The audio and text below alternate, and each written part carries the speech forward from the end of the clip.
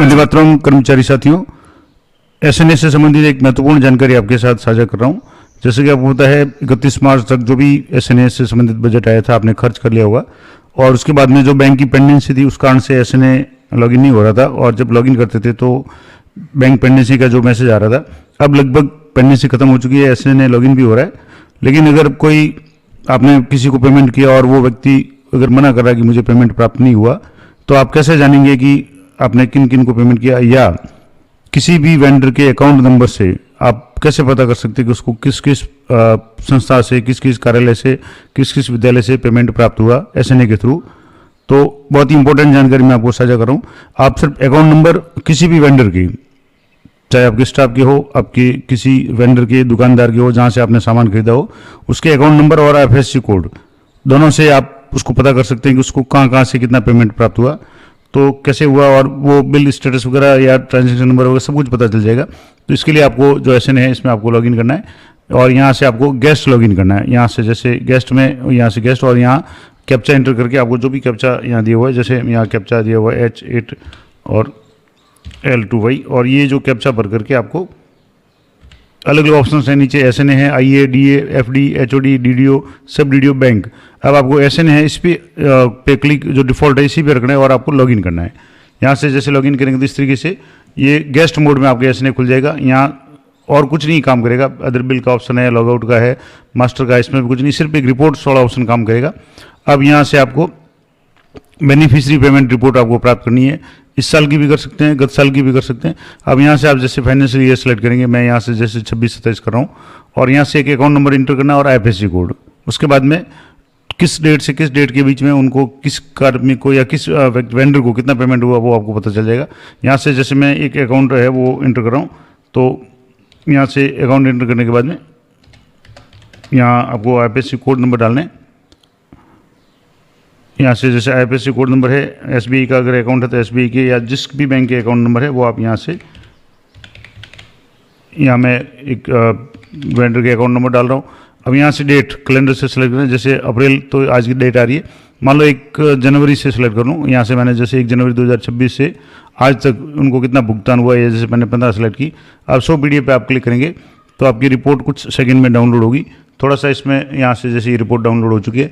अब आप देखेंगे तो यहाँ इसको थोड़ा सा मैं जूम करके बता दूँ, तो यहाँ से तो एक तो आपके बेनिफिशियरी पेमेंट रिपोर्ट आ जाएगा, बेनिफिशियरी का नाम आ जाएगा, यहाँ से बेनिफिशियरी का नाम आ गया, कहाँ से पेमेंट हुआ तो ये ऑफिस का नाम आ रहा है, इस कार्यालय से पेमेंट हुआ है। अब यहाँ आपके एक जो थोड़ा सा मिस्टेक यहाँ या कह सकते हैं मिसगाइड हो सकता है कि यहाँ बिल नंबर 11 आ रहा है, बिल नंबर 11 आ रहा है, और 27/1/2026, प्रोसेस डेट 29/1/2026, और यही इसकी एंट्री है। कम से कम 11 एंट्री आ रही है, यहाँ से 1 से लेकर 11 एंट्री, और 11 के 11 एंट्री में 3000 पेमेंट है। इसका मतलब जो वेंडर है उसको पेमेंट तो 3000 हुआ है, उसकी एंट्री कई बार यहाँ शो हो रही है, जैसे यूटीआर नंबर अलग अलग शो हो रहे हैं। लेकिन इससे कन्फ्यूज नहीं होना है आपको, इस वेंडर को बिल नंबर 11 से 27/1/2026 को ये पेमेंट इनिशिएट किया था, और प्रोसेस डेट है 29/1/2026, और 3000 रुपये प्राप्त हुए हैं। ये 3000 की एंट्री आपको कई बार दिखेगी, लेकिन इससे कन्फ्यूज नहीं होना है।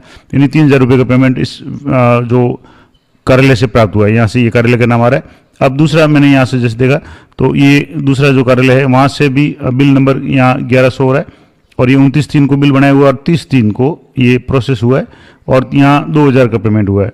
तो यहाँ जैसे 2000 है और यहाँ 3000, इस तरीके से ये दो पेमेंट जो भी है।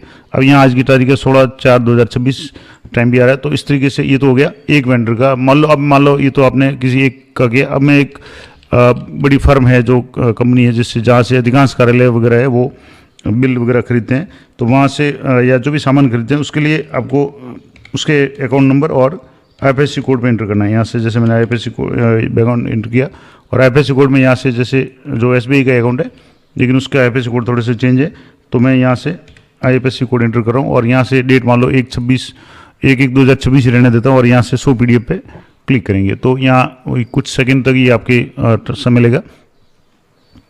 और थोड़ा सा इसमें क्योंकि हो सकता है ये बड़ी फर्म है तो इसको काफ़ी सारे अलग अलग कार्यालय ने विद्यालयों से पेमेंट प्राप्त हुआ है, तो लंबी लिस्ट डाउनलोड होगी, तो मैं थोड़ा सा इसको समय ले रहा है। अगर मान लो कम एंट्रीज है तो जल्दी हो जाएगा, फिर नेट की स्पीड भी फर्क पड़ता है आपके। और ऐसे नहीं अगर आपके ये सीधे तरीके से लॉगिन नहीं होता है तो मैंने एक जुगाड़ बताया हुआ है, आप वाईफाई वाला कनेक्ट करके दूसरे हॉटस्पॉट से कर सकते हैं। इसके लिए मैंने अलग से वीडियो बना रखा है, आप अगर कहेंगे तो मैं इसी वीडियो के डिस्क्रिप्शन का लिंक दे दूंगा।